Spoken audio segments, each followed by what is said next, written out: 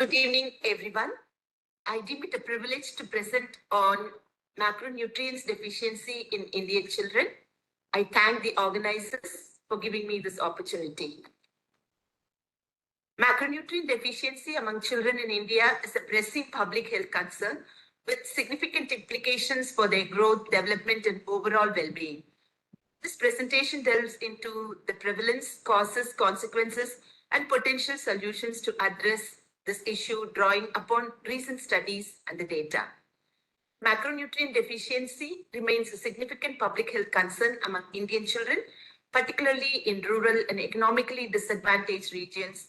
Macronutrients like carbohydrates, proteins, and fats are essential for growth, development, and overall health. We know the carbohydrates should constitute 55%, fat 30%, and protein 15 to 20% in any diet. Even in children, it holds good. An inadequate intake of poor absorption of these nutrients can lead to undernutrition, stunting, wasting, and increased vulnerability to infections. According to recent National Family Health Surveys, a considerable percentage of Indian children under 5 years suffer from underweight. That's 32.1%, stunting 35.5%, and wasting 19.3%, which is a very, very big number. Many factors contribute to undernutrition, especially the macronutrient deficiencies, which include poverty, food insecurities, lack of maternal education, poor infant feeding practices, and inadequate public health interventions. I want to talk about protein energy malnutrition, which is the most common manifestation with conditions like marasmus and kwashiorkor, still prevalent in some parts. We'll be able to identify by the clinical features where marasmus, they have scooped out facial features with a scaphoid abdomen, and also they will present with very thinly bony extremities and the loss of subcutaneous fat in the axilla, in the groin, and also in the gluteal region. And if it is extreme, then even loss of buccal fat and from the spine and from the sternal region as well. And if it is kwashiorkor, we know mostly they present with apathy, poor appetite, edema all over the body, and flaky pain, dermatosis. And also they will present with other features like a flax sign because of loss of protein. So addressing this issue requires a multi-sectorial approach involving nutrition, education, improved maternal and child care. Fortified supplementary nutrition programs and community-based programs are essential. And in India, we do have school health programs actually. Midday meal school program is there for under 5 children. Balwadi program is there, where 1/3 of the nutritive requirement of the child is met up in the class, in the school itself. So the children, when they come to school, they take their lunch, and that takes care of 1/3 of their total requirement. Promoting awareness among caregivers and strengthening school-based feeding programs and schemes and encouraging local food production can also help bridge the nutritional gap. Urgent and sustained efforts are crucial to combat macronutrient deficiency in children. India, despite its rapid economic growth, continues to grapple with malnutrition challenges, particularly among children. But in some parts of the country, like say in urban, semi-urban areas, in cities, we do see overnutrition, obesity becoming a concern. Studies are showing that in Mumbai, it is around 22%, obesity is about 22%, and in Delhi also around 22.6%, and in Vellore a study was done where it showed obesity 1.6% and overweight was 8.9%. So it is becoming a concern in some of the places only, but majority of the places, especially in the underdeveloped areas and villages, macronutrient deficiency is a real chorus. While macronutrient deficiencies have garnered significant attention, macronutrition deficiencies, especially in proteins, carbohydrates, and fats, remain prevalent and under-addressed. These deficiencies can lead to stunted growth, weakened immunity, and impaired cognitive development. We know children as such, they do have a lot of challenges where their immune system is not well developed, and therefore already they're prone for infection. And or added to that, if they develop macronutrition deficiency, then they will become so vulnerable for infections. Protein deficiency, a significant portion of India's population relies on cereal-based diets, which are often deficient in quality proteins. This dietary pattern contributes to protein energy malnutrition, manifesting as conditions like kwashiorkor and marasmus. Carbohydrates and fat intake. While carbohydrates are abundant in Indian diet, the quality and type of carbohydrates vary. Overconsumption of refined carbohydrates and unhealthy fats, coupled with a lack of essential fatty acids, can lead to metabolic disorders and obesity. That's why we do see children with IDDM, with obesity, and so on. Causes of macronutrition deficiency, dietary patterns. Traditional Indian diets, especially in rural areas, often lack diversity, leading to imbalances in macronutrition intake. And economic factors, especially poverty and limited access to diverse food sources, restrict the ability to obtain balanced nutrition. There are cultural practices and norms which prioritize specific foods only, intake only, inadvertently leading to deficiencies.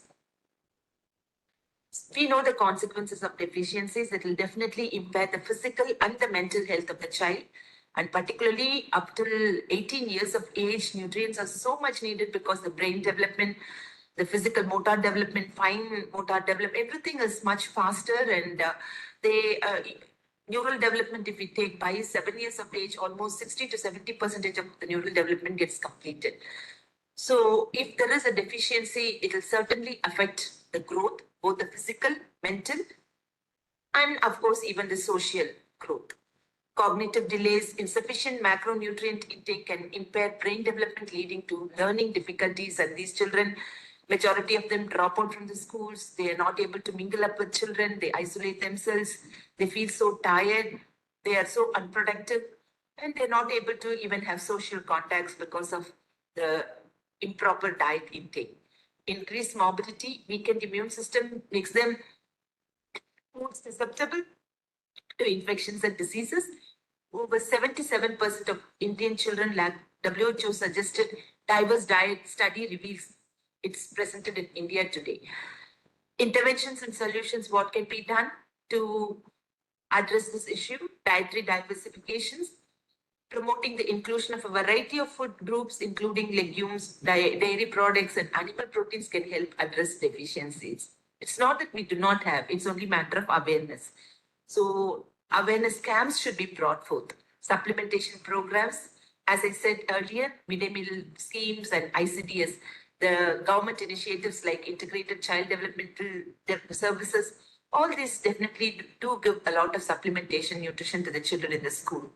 Public awareness campaigns, educating communities about the importance of balanced diet and risks of malnutrition can drive behavioral changes as well.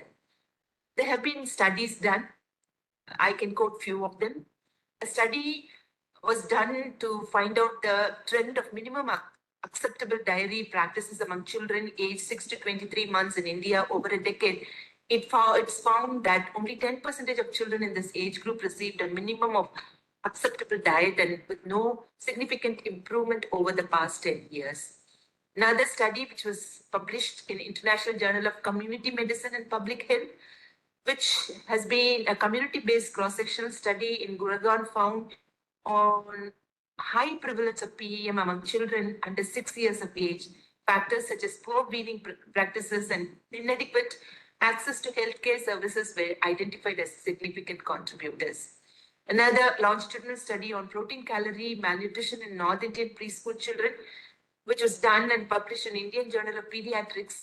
It was conducted in Delhi. The study identified 81 cases of marasmic kwashiorkor out of 7,493 preschool children. It highlighted the role of weaning diets and infections in the development of PEM. Assessing the diet of young children and adolescents in India, challenges and opportunities. This was another review analyzed, which came up in PubMed Central. Many reviews analyzed various studies on the dietary intake of children and adolescents in India. It found that the macronutrients and micronutrients intake were below the recommended dietary allowances across the multiple regions in India. A cross-sectional study to assess the protein energy malnutrition in children between 1 to 5 years of age in a tribal area called Parel, Thane District, Maharashtra, which was published in International Journal of Community Medicine and Public Health. This study in a tribal area of Maharashtra found a high prevalence of PEM among children aged 1 to 5 years. Factors such as socioeconomic status, immunization coverage, and childhood illnesses were associated with the nutritional status of children. Another study which was found in the PubMed publication about the micronutrient deficiency and cognitive and physical performance in children, Indian children, the review highlighted the impact of micronutrients as well, particularly iron and B vitamins on the cognitive and physical performance of children in India. It emphasized the need for addressing subclinical deficiencies to prevent adverse effects on the children's development. One other publication was there, Protein Energy Malnutrition in Preschool Children of Chhattisgarh, which came out in Journal of Pediatrics and Neonatal Care. This study assessed the prevalence of PEM in preschool children from a tribal community in Chhattisgarh. It found out that 82.1% of children exhibited some form of PEM with high rates of underweight, stunting, and wasting, which is an alarming number.